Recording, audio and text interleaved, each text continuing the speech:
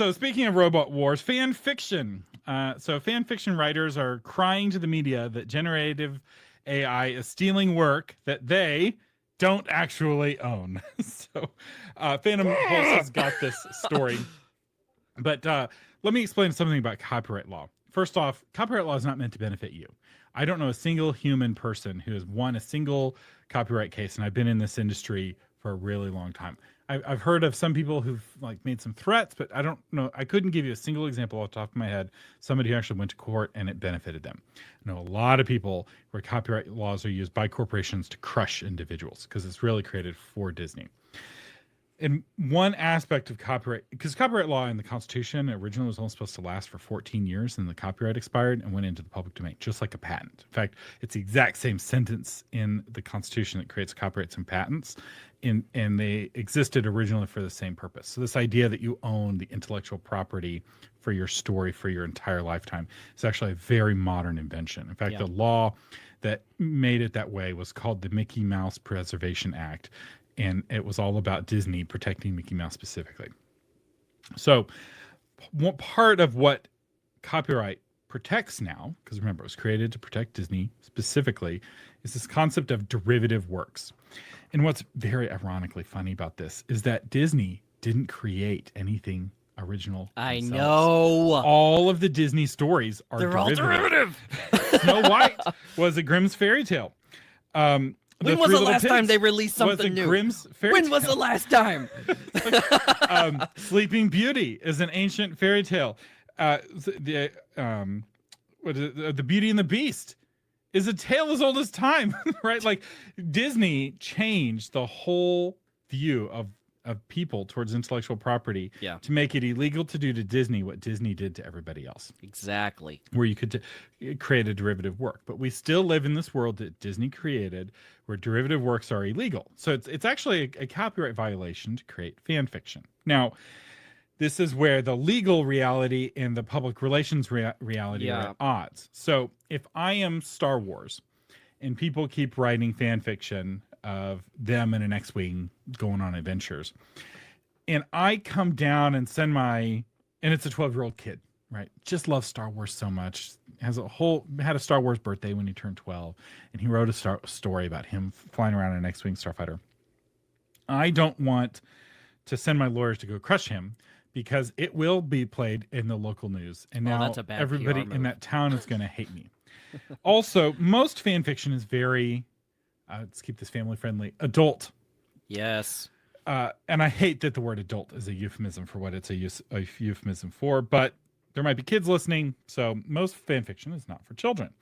And if you were to sue, because this is really objectionable material, it only brings more attention to it. Yeah. So it's a bit of a tar baby in this situation. So it's actually kind of a sticky situation for rights holders. And so what a lot of the big IPs have is some sort of policy where they grant some rights to make derivative works as long as you don't commercially exploit them and you follow some other rules. Famously, I think it was Star Trek had a rule that you could make Star Trek fan films, but you had to only use licensed uniforms and gear. Yeah.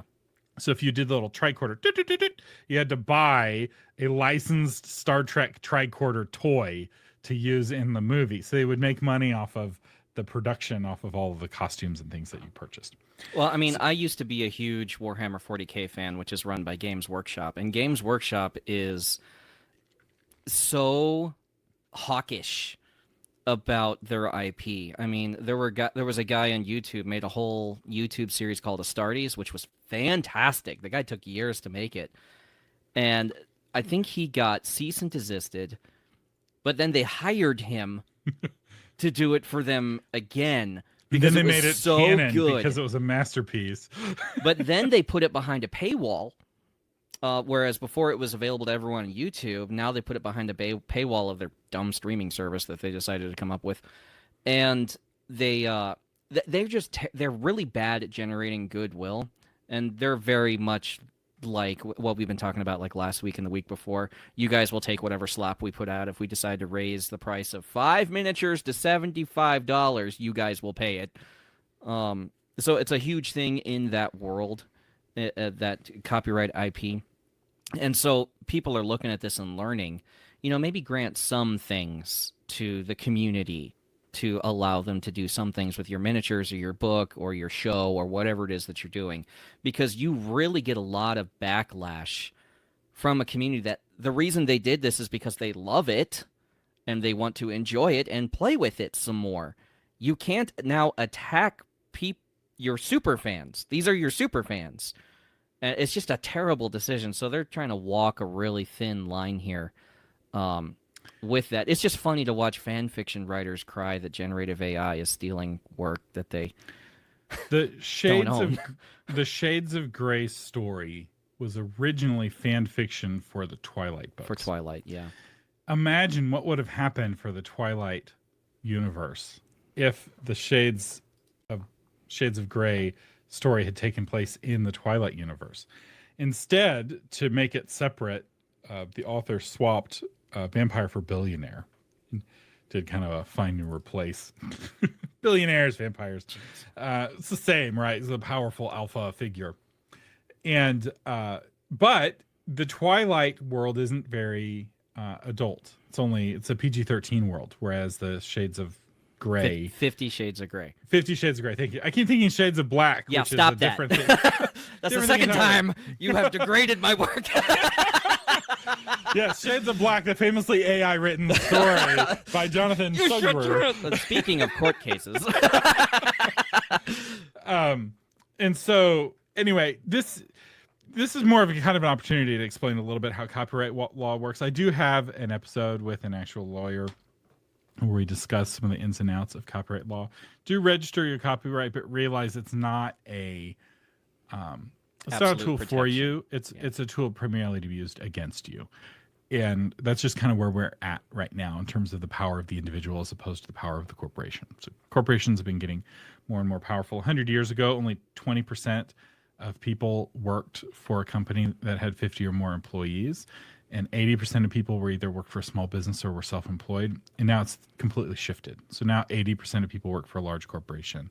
The large corporations control pretty much every aspect of our lives, and only 20% of people are independently employed or work for a small business or a government. So there's been this big shift around, and the large corporations hold that copyright right very tightly. But who they can't hold it against is on public domain works.